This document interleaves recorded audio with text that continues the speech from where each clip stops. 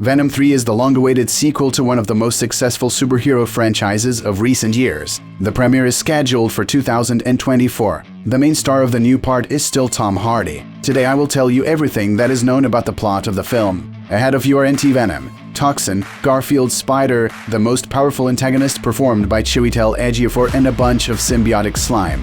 Thumbs up and enjoy watching. The script for the third part was written by Kelly Marcel and Tom Hardy. Kelly was the screenwriter of the ambiguous first parts, and Hardy is a great actor, but as the Venom sequel showed, he is a lousy screenwriter, so nothing good can be expected from the plot of the third part. Let's refresh the ending of the sequel. Venom 2 ends with a duel between Venom and Carnage inside a Christian cathedral. Cletus Cassidy takes Detective Mulligan hostage and during the duel hangs him on a chain, inflicting fatal damage on him. Venom manages to defeat Carnage. He eats the red symbiote and beheads Cletus. After the battle, it turns out that Mulligan survived. He suddenly opens his eyes, which glow a bright blue color. In Marvel Comics, Patrick Mulligan was a policeman who becomes the carrier of another symbiote, a Toxin. So a scene in the film may hint at the future appearance of this character within the framework of Sony's Spider-Man universe. After the battle, Eddie Brock and Venom go to chill in hot countries. In the post-credits scene, Eddie and his S-buddy are transported to the world of the Marvel Cinematic Universe,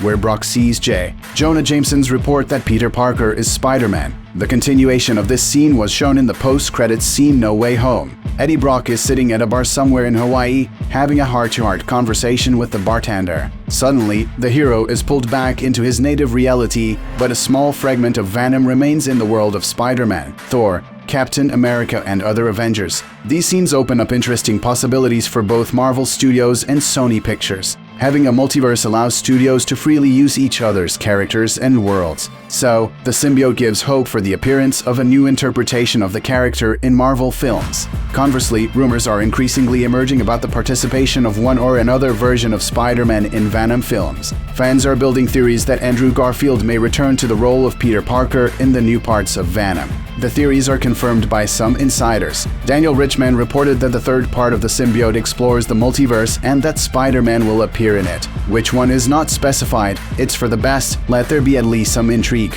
In June, the first footage appeared from the filming of Venom 3, which is underway in Cartagena, Spain. Judging by the photo, part of the action of the film will take place during the celebration of the Day of the Dead. This is a traditional Mexican holiday, which is most often celebrated in early November. Therefore, apparently, some events of the film will take place in Mexico. Other plot details remain unknown, but insiders fussed and whispered to us that Orville had become the working title of the third part. This may be a hint that the antagonist will be Owen Taylor. In the comics, he vowed to take revenge on Venom for killing his son. Taylor formed a group of soldiers who used Stark's stolen technology to fight the symbiote. Insider Daniel Richman confirmed that Taylor will be the main villain of the film and that Chiwetel Ejiofor, better known to us as Baron Mardo, will play him. Of course, we expected a more epic antagonist, Nala, or at least the return of Carnage as a dark god. However, friends, Orwell's character is much more interesting than it seems. In the comics, he collaborated with the Foundation for Life Corporation,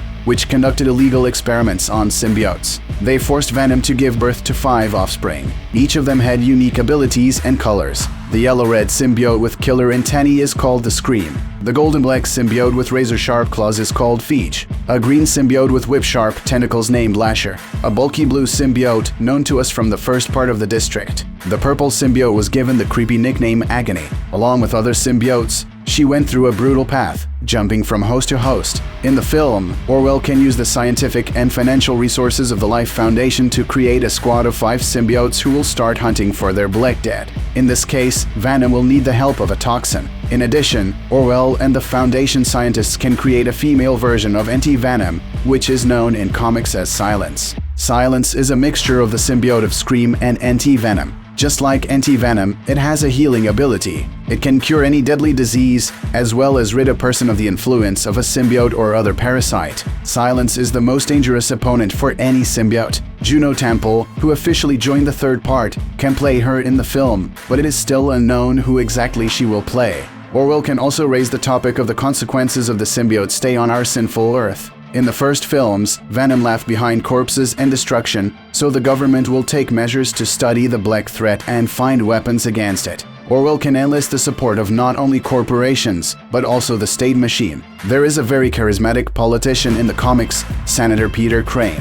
After the invasion of Null, people were scared. If before they were afraid of mutants, now they are also afraid of symbiotes. Peter used their fear to gain more influence and power.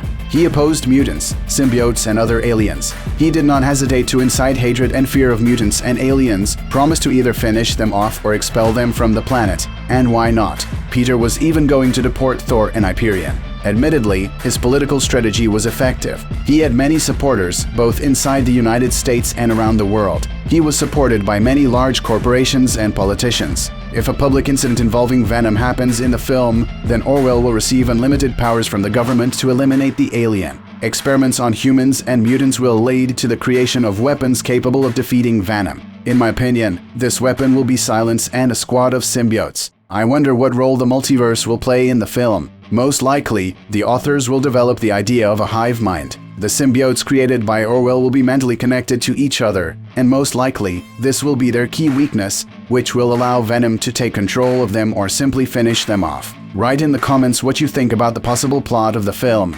Unfortunately, there are still no official posters and trailers that could somehow hint at the content of the upcoming film. We can only keep an eye on official sources in anticipation of new information about the plot and cast of Venom 3. Thanks for watching. See you soon, friends.